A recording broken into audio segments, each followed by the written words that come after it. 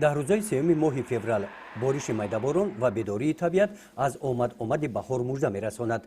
در چنین محیط زیبا برای باز هم بهتر نمودن وضع اکولوژی میدان چمنستان گلگشت واخوری واقع در شفت شهرهای دوشنبه کلوب موضع بهارستان دهات گلستان ناحیه واسه روزهای استراحتی کارمندان شعبه حفظ محیط زیست ناحیه با جلب کارمندان زیاده از 100 نهال سوزن برشنانیدند.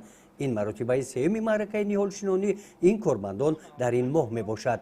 چمنستان موضع واخوری در توازن کارخانه فرید دولتی خواجگی و منزل کمونالی شهرک هلبوق قرار دارد.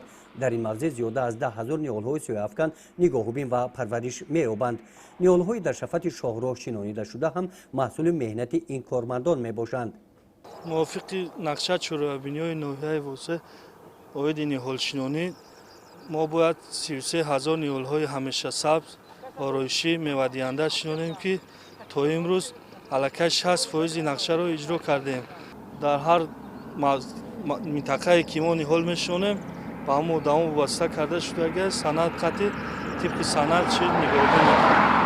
در یک وقت با موضع واخوری دهه بهارستان با پیشنهاد شعبه محافظت محیط زیست کارمندان تشکیلات مؤسسه‌های حدود شهرک هلبوگ در این روز در حشر آبادانی محل اشتراک کردند. با کمک حشرچیان اطراف بناهای معمولی و شفت راه‌های محلی سبزگردانیده شده برخی درختان ملایم کرده شدند. در این ماه تا آخر موسم نهالشنانی با کارهای تازه‌کاری طریق حشر کمک‌های ساکنان کارمندان تشکیلات مؤسسه‌ها و کارخانه فرید دولتی خواجگی منزلی و کمونالی ادامه می‌یابند. گزارش خواجه نظری خدای نظر ظهورов از ناحیه واسه برای برنامه اطلاعاتی نوید